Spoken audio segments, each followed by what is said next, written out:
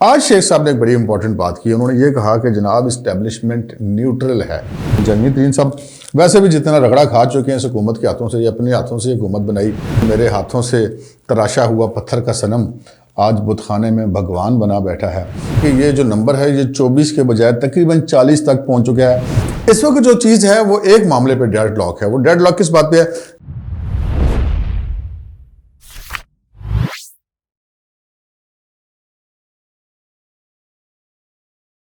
अस्सलाम वालेकुम नाज़रीन, प्रोग्राम विजन बाय राजा आतिफ जुल्फ़िकार के साथ आपकी खिदमत में हाजिर हूँ। पाकिस्तान में इस वक्त सियासी जोड़ तोड़ का मौसम अरूज पर है। अदम एतमाद के ऐलान के बाद इस वक्त अपोजिशन लगता है कि कुछ बड़ी कंफर्टेबल पोजीशन में आ गया।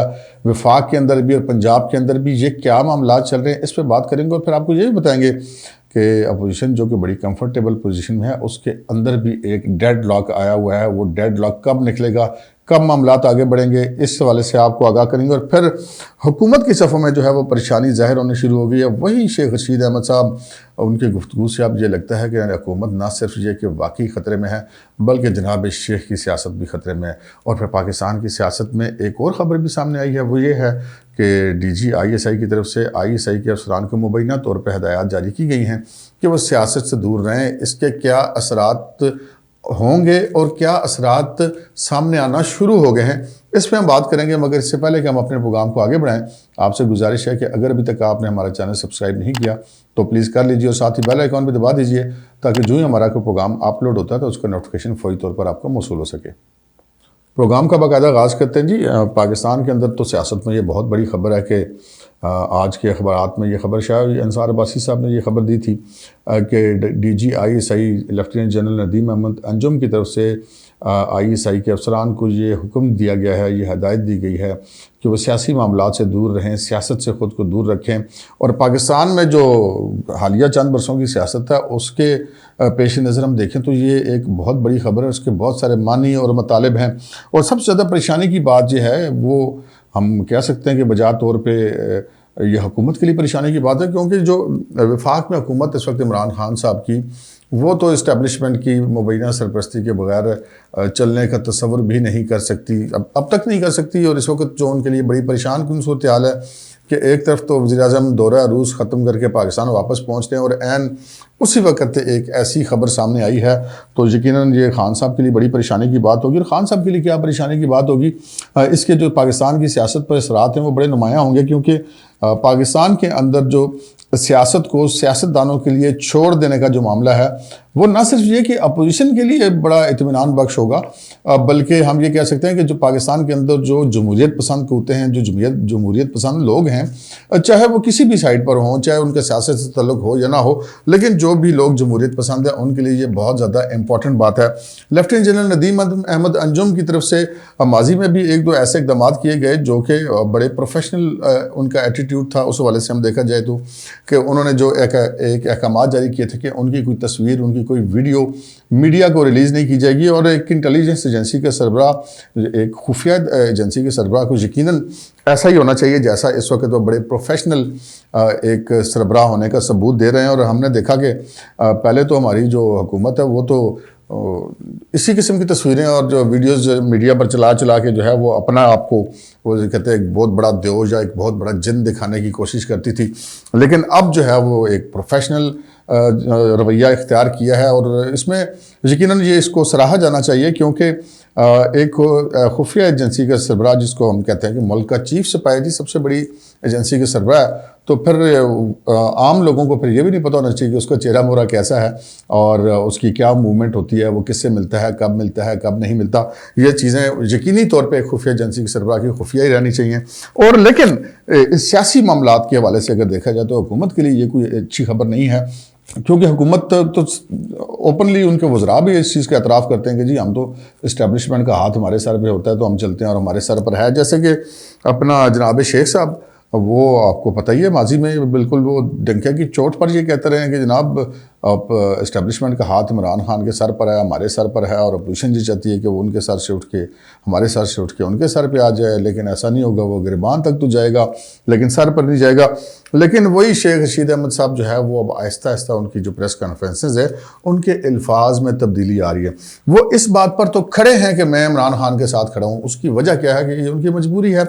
मैंने आपसे पहले भी ये अर्ज़ की हुई है कि शेख रशीद अहमद साहब जो हैं वो पिंडी वाले हैं, और उनके अपने हल्के में एक, हम कह सकते हैं कि चूँकि मैं भी रावलपिंडी का रहने वाला हूँ, हम शुरू से शेख साहब की सियासत को भी देख रहे हैं। शेख साहब का अपना एक वोट बैंक जो है वो 8, 10, 12 हज़ार इस दौरान जो है वो इस दरमियान शेख साहब का अपना एक ज़ाती वोट बैंक ज़रूर है। लेकिन उसके अलावा इलेक्शन जीतने के लिए इस वक्त तो आबादी बहुत ज़्यादा बढ़ चुकी है, और अब तो 1.5 लाख वोट चाहिए होता है इलेक्शन जीतने के लिए। एक 30, एक 40, एक 50 इतना वोट चाहिए होता है। तो शेख साहब को 10,000 वोट से तो वो इलेक्शन नहीं जीत सकते। उससे तो आजकल के दौर में काउंसलर का इलेक्शन भी नहीं जीता जाता। तो शेख साहब हमेशा किसी न किसी का कंधा इस्तेमाल करते रहे। अब माजी में वो मुस्लिम लीग नून के IGI के टिकट पर इलेक्शन लड़ा करते थे, नवाज शरीफ का कंधा इस्तेमाल किया करते थे, और जब नवाज शरीफ के साथ उन्होंने वो मुबैना तौर पे तोता चश्मी का मुजाहरा किया और काफ लीग वालों के साथ हो गए, मुशर्रफ साहब के साथ हो गए, तो फिर वो मुशर्रफ, मेरी सियासत परवेज़ मुशर्रफ के साथ है, इस किस्म के नारे वो जलसों में लगाया करते थे।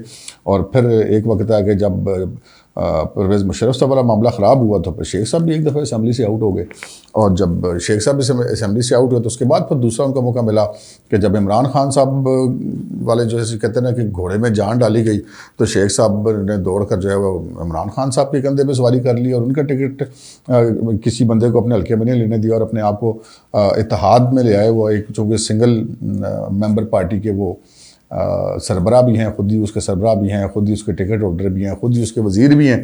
तो वो फिर इमरान खान का वोट जो था बैंक उन्होंने इस्तेमाल किया पिछले इलेक्शन में और वो कामयाब हुए।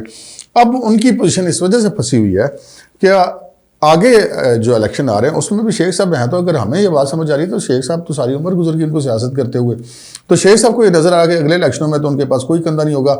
इमरान खान साहब का कंधा जिसके पास भी होगा वो उल्टा जो है ना वो फंसेगा।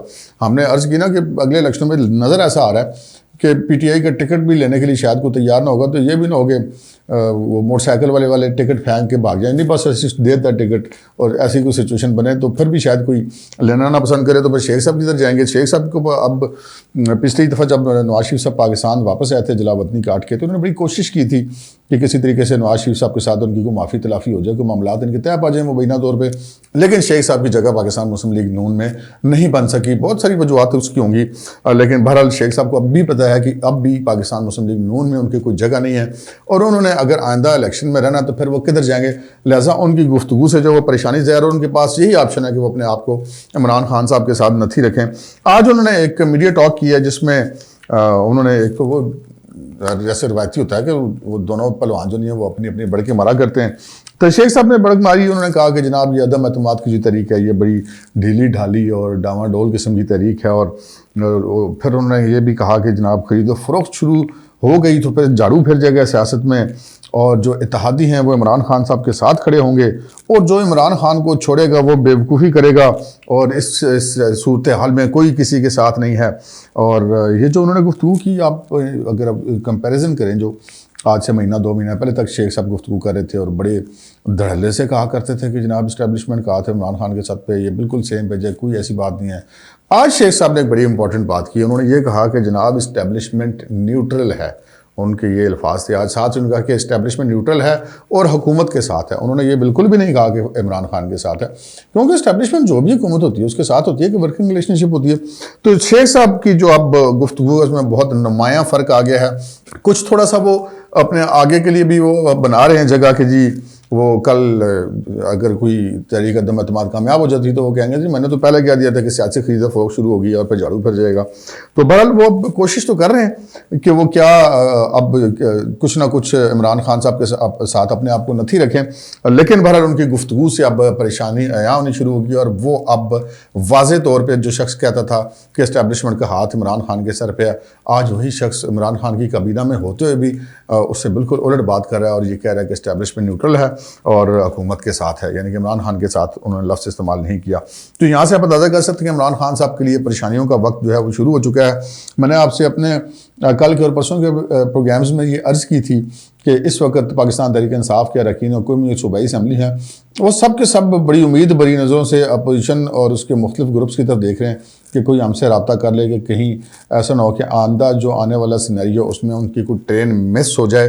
तो अब ऐसी खबरें आ रही हैं कि पाकिस्तान मुस्लिम लीग नून के जो 3 लोग हैं उन्होंने बाकायदा तौर पर जो है वो पाकिस्तान तहरीक इंसाफ के अरकान कौमी और सूबाई असम्बली से रब्ते करने शुरू किए हुए हैं। जनूबी पंजाब में जो है वो अवैस लगारी साहब इस मामले को हैंडल कर रहे हैं, सेंट्रल पंजाब में राना सनाउल्लाह साहब कर रहे हैं, KP में अमीर मकाम साहब कर रहे हैं। और ऐसी कुछ रिपोर्ट्स आ रही हैं कि इनके पास जो नंबर है वो अब काफ़ी बेहतर हो गया है।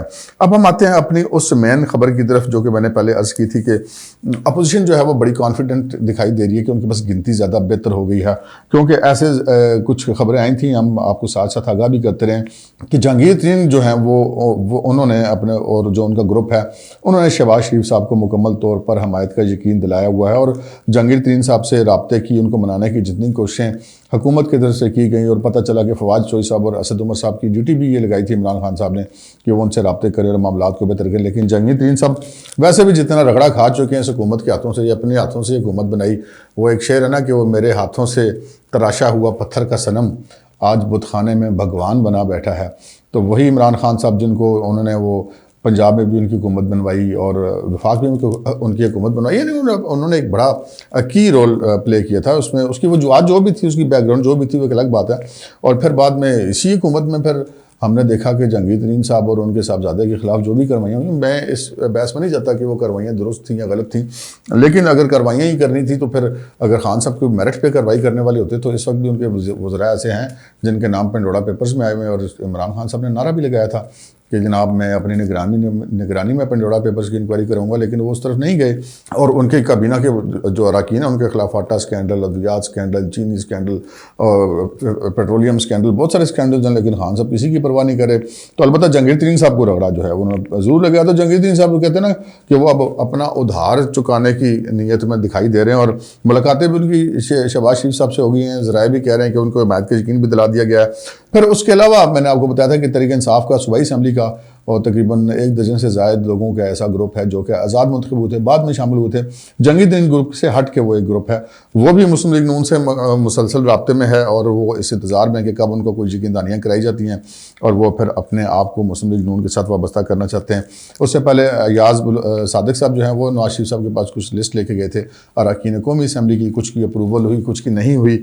फिर जो इनकी अपोजिशन की मीटिंग हुई थी जिसमें ज़रदारी साहब भी थे, मौलाना साहब भी थे और मुस्लिम लीग नून वाले भी थे, तो वहाँ पर उन्होंने आपस में नोट्स एक्सचेंज किए थे। और परसों तक की रिपोर्ट ये थी कि 24 अरकान कौमी असम्बली उसमें जो है वो उनके पास मुसलसल रब्ते में थे और बकौल अपोजिशन के कि वो बड़े पुरएतमाद हैं कि वो लोग उनका साथ देंगे।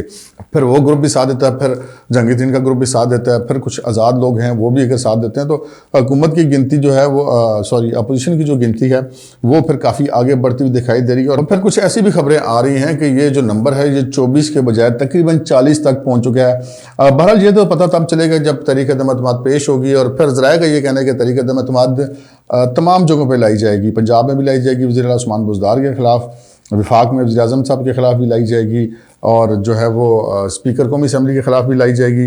अच्छा, अब यहाँ पर ये मामला था कि ये आपस में मामलात को किस तरह तय करेंगे। जो एक बहुत अहम मरहला था वो तो तय हो गया और परवेज़ लाई साहब जो हैं अब वो भी अपना एक ग्रुप उनके साथ है, उनकी अपनी एक पोजीशन है और वो मुसलसल राब्तों में है। और हमने आपसे आज से 10-12 दिन पहले ये अर्ज़ कर दी थी कि परवेज़ लाई साहब को वज़ारत आला की ऑफ़र है और बाद में अब ये 2-3 दिन में ये बात कन्फर्म भी हो गई। इस वक्त जो चीज़ है वो एक मामले पे डेड लॉक है। वो डेड लॉक किस बात पे है?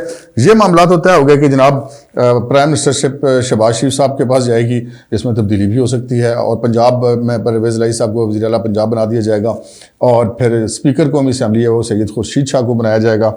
लेकिन जो एक डेड लॉक आया हुआ है वो डेड लॉक बहुत बड़ा डेड लॉक है। वो डेड लॉक क्या है कि जो अगर ये चीज़ें सारी कामयाब हो जाती हैं, तहरीक अदम-ए-एतमाद पेश हो जाती है, वो कामयाब हो जाती है, फिर शहबाज शरीफ साहब, परवेज़ लाई साहब और खुर्शीद शाह साहब अपनी नई पोस्टिंग्स पर या ज़िम्मेदारियों पर चले जाते हैं। सियासत में तो पोस्टिंग का लफ्ज़ नहीं होता, जो ये जमहूरी ओहदे हैं। तो फिर उसके बाद ये जो असम्बलियाँ होंगी ये कितना अर्सा चलेंगी, यहाँ पे एक डेड लॉक है। डेड लॉक इसलिए है कि अपोजिशन में शामिल जितनी जमातें हैं वो बुनियादी तौर पर सबकी अपनी अलग अलग एक सोच है, उनके अलग अलग अज़ाइम हैं, उनके अलग अलग मफादात हैं, उनके अलग अलग तरजीहात हैं। तो इस वक्त मुस्लिम लीग नून जो है और उसके कायद मियां मोहम्मद नवाज शरीफ साहब, उनकी ये ख्वाहिश है कि जो ही ये तरीक़े दमतमाद कामयाब हो तो उसके बाद फ़ौरी तौर पे 2-3 हफ्तों के अंदर अंदर असम्बलियाँ तोड़ दीजिए और नए इलेक्शन में जाया जाए। उसके उनके पास बहुत सारे दलाइल भी हैं। वो दलाइल क्या हैं ये आपको आगे चल के बताते हैं। पहले ज़रा दूसरी साइड की बात कर लेते हैं।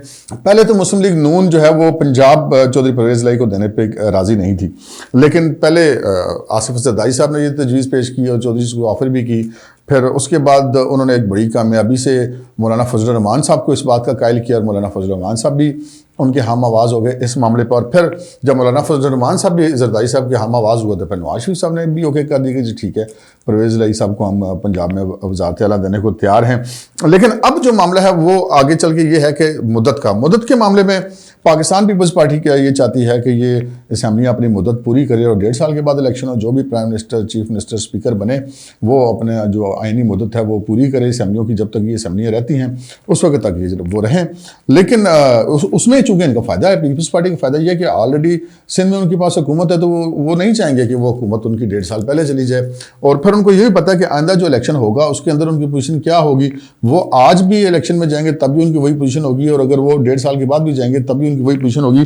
और पोजीशन ये है कि वो आप ये समझ लें कि एक छोटा हिस्सा MQM और दीगर जमातें या जो फंक्शनल लीग है जितनी वो लेती हैं, इस दफ़ा भी लिए शायद उतनी ले पाएँ या उससे हो सकता है उससे कम हो, लेकिन पीपल्स पार्टी कुछ ना कुछ सीटें ज़्यादा बेहतर लेने की पोजीशन में दिखाई देती है। लेकिन उनको इस चीज़ से फ़र्क नहीं पड़ता कि इलेक्शन आज है या कि 1.5 साल के बाद है, दोनों सूरतों में उनको सीटें इतनी मिलती हैं। और यही सिचुएशन मौलाना फजल रहमान साहब की है। मौलाना फजल रहमान साहब के अंदर की जो KPK के अंदर एक ग्रिप बनी है, नज़र आई है बल्दियाती इंतखाबात में। उसके बाद बलूचिस्तान में जो भी सूरत हाल है, बलूचिस्तान में भी अभी है कि अगर तरीक़े दमतमाद आती है तो फिर बलूचिस्तान में भी लाई जाएगी, और वहाँ पर वो बाप के साथ और जेजू आई मिलकर ये दोनों हुकूमत बना लें। तो उनको वो भी ये चाहेंगे कि फिर वो अगर हुकूमत बनाते हैं बलूचिस्तान में तो 1.5 साल पूरा करें। लेकिन नवाज शरीफ साहब इस मामले पर राज़ी नहीं है। नवाज शरीफ साहब की अपनी एक सोच है, वो उनका ये ख्याल है कि जब भी इमरान खान साहब की हुकूमत ख़त्म हो तो उसके फ़ौरी बाद इलेक्शन हो तो उसका फ़ायदा मुस्लिम लीग को होगा, और मुस्लिम लीग फिर एक क्लीन स्वीप करेगी। जिन इलाकों से वो इलेक्शन माजी में भी जीती रही है उन इलाकों में दोबारा वो क्लीन स्वीप करने की पोजीशन में दिखाई दे रही है। और उनकी ये सोच है कि अगर वो 1.5 साल लगा कर इलेक्शन में जाते हैं तो उसके 2 नुकसान होंगे। एक तो इमरान खान साहब 1.5 साल के अंदर इस चीज़ को इस्टेब्लिश कर लेंगे अवाम के सामने कि जी मैं तो बड़ा अच्छा था, बस अब कुछ होने ही वाला था, बस मैं बड़ा कुछ बेहतर करने ही वाला था, तो मुझे लोगों ने चलने नहीं दिया। तो एक 1.5 साल पाकिस्तान के अवाम की यादाश्त वैसी बड़ी कमज़ोर है। ये जितनी मार पड़ी महंगाई की, बेरोज़गारी की, वो थोड़े से ज़ख्म भी मुंदमल हो जाएंगे तो इमरान खान साहब एक नए सिरे से फिर जाकर वो अपनी एक सियासत का आगाज़ कर सकें, जिसका नवाज शरीफ साहब उनको स्पेस नहीं देना चाहते। इसी तरह अगर मुस्लिम लीग नून जो है वो अगर 1.5 साल के बाद इलेक्शन में जाती है तो वो यानी कि इमरान खान साहब की हुकूमत जाने के 1.5 साल के बाद इलेक्शन में जाती है, तो इस दौरान जो इस पिछली हुकूमत की वजह से जो पाकिस्तान जिन मुआशी मुश्किलात में फंसा है, और फिर अगर 1.5 साल आगे मुस्लिम लीग नून का वज़ीर आज़म होता है या कोई और भी होता है तो मुस्लिम लीग नून जो है वो फिर शायद कुछ उस तरह का स्वीप ना कर पाए, और जीतने की पोजीशन में तो वो फिर भी होगी सिंगल लार्जेस्ट पार्टी, वो फिर भी दिखाई देता है कि बन जाएगी, लेकिन वो उस तरह का शायद क्लीन स्वीप ना कर सके। तो नवाज शरीफ साहब अपनी सियासत कर रहे हैं, जरदारी साहब अपनी सियासत कर रहे हैं, मौलाना साहब अपनी सियासत कर रहे हैं, परवेज़ लाई साहब अपनी सियासत कर रहे हैं। तो ये एक डेड लॉक मुद्दत पर है कि ये मुद्दत असम्बलियों की जो है वो 1.5 साल रहेगी या कि फौरी तौर पर नए इलेक्शन होंगे। बाकी सारी चीज़ें तय हो चुकी हैं, तमाम तर नंबर भी मुकम्मल है, गिनती भी मुकम्मल है। दूसरी तरफ हुकूमत जो है वो भी इस्टेब्लिशमेंट की उस सरपरस्ती, वो जो क्रीज से निकल कर खेलने वाली सरपरस्ती है, उससे महरूम हो चुकी है। और खान साहब को अपने उन पर अब सियासत करनी पड़ेगी। वो अब रूस से वापस आ गया, वो अपने तादियों से रब्ते भी करेंगे, लेकिन बज़ाहिर ऐसा दिखाई दे रहा है कि वो शायद उतनी स्ट्रॉन्ग पोजीशन में नहीं है और उनके लिए बहुत मुश्किल होगा तरीक़े दमतमाद को रोकना। उसके बाद वो कुछ भी रिएक्ट करते हैं, वो उस तरीक़े दमतमाद को आने देते हैं, वो उसको सियासत में कामयाबी से खेलते हैं, उसको नाकाम बना देते हैं, या कि तरीक़े दमतमाद के बाद वो वज़ारत उज़्मा से महरूम हो जाते हैं, या फिर वो तरीक़े दमतमाद के आने से पहले अगर उनके पास रिपोर्ट्स हुई कि नहीं जी वो कामयाब हो रही है तो असम्बलियाँ भी तोड़ सकते हैं। वो कुछ भी कर सकते हैं, लेकिन इस वक्त जो डेड लॉक है अपोजिशन के अंदर वो सिर्फ इस एक नुक्ते पर, और इस नुक्ते पर जो भी डेड लॉक है, जो सियासी ज़राए हैं और तबसरा निगार हैं उनका ये कहना है कि ये आइंदा 1-2 दिन के अंदर अंदर ये डेडलॉक भी ख़त्म हो जाएगा, ये अपोजिशन के जो जितने बड़े रहनुमा हैं ये किसी न किसी नतीजे से पर पहुंच जाएंगे। फिर इस सारी सूरत हाल में DGI की तरफ से जो एक अहकामात देने की खबर आई है कि उन्होंने अपने अफसरान को सियासत से दूर रहने का कहा है, उससे ना सिर्फ यह कि अपोजिशन के अंदर एक नई रूह फूंकी गई है, एक नई एनर्जी वो महसूस करेंगे, ठीक है जी जनाब अब हम खुलकर खेलेंगे। दूसरी तरफ हुकूमत जो है वो इस मामले को लेकर के काफ़ी परेशान है। लेकिन बात फिर वही है जो DGI SPR ने कही थी कि जनाब फ़ौज को फिर सियासत में ना घसीटें। आज के प्रोग्राम में इतना ही, इजाज़त दीजिए, अल्लाह हाफ़िज़।